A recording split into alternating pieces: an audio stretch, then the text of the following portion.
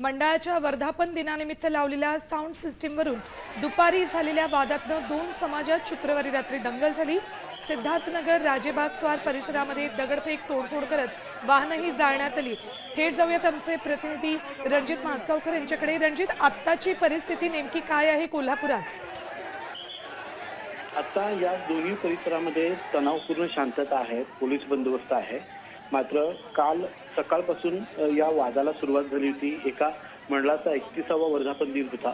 दिवसभर वेगवेगळे बॅनर्स लावले होते आणि सायंकाळी जेव्हा डीजे आणि साऊंड सिस्टीम लावण्यात आली त्यावेळी मात्र दोन्ही कार्यकर्त्यांमध्ये वादावादी सुरू झाली।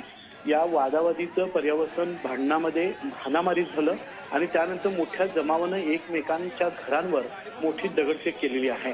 सिद्धार्थनगरची जी कमान आहे याच्या चौकामध्ये नेमकं वर्चस्व कोणाचं या संदर्भात या दोन्ही गटातील तरुणांचं अनेक वेळा भांडणं होत असतात, तणाव त्यांच्यात निर्माण होत असतो।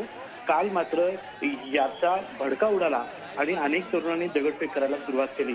रात्री 9:30-10 नंतर ही दगडफेक सुरू झाली। या परिसरात तणावाचं वातावरण निर्माण झालं।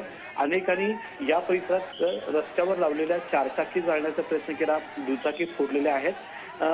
ही बातमी जेव्हा पोलिसांना कळाली त्यावेळी कोल्हापूर पोलिसांनी चारही पोलीस स्टेशनचे शहरालगत असणाऱ्या चारही पोलीस स्टेशनचा पोलीस बंदोबस्त मोठ्या प्रमाणात मागवला, जमावावर नियंत्रण आणण्याचा प्रयत्न केला आणि रात्री उशिरा हा जमाव शांत झालेला आहे। मात्र ज्या फलकामुळे हा वाद निर्माण झाला हे फलक रात्री पोलिसांनी हटवलेला आहे। सध्या या परिसरामध्ये पोलीस बंदोबस्त आहे आणि दोन्ही गटाच्या नागरिकांना शांततेचं आव्हान जिल्हा पोलीस प्रमुखांनी जिल्हा प्रशासनाने केलेलं आहे। रणजित, पोलीसही यात जखमी झाल्याची माहिती।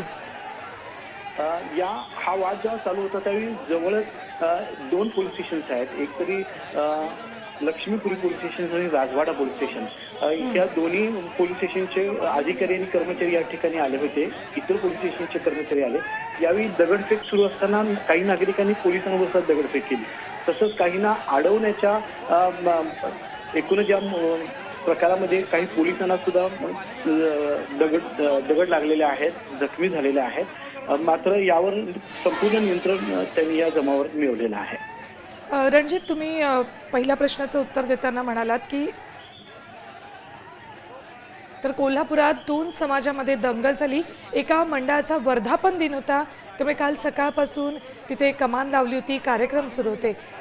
आता isakal.com आहे देशातील नंबर 1 ची मराठी न्यूज वेबसाईट।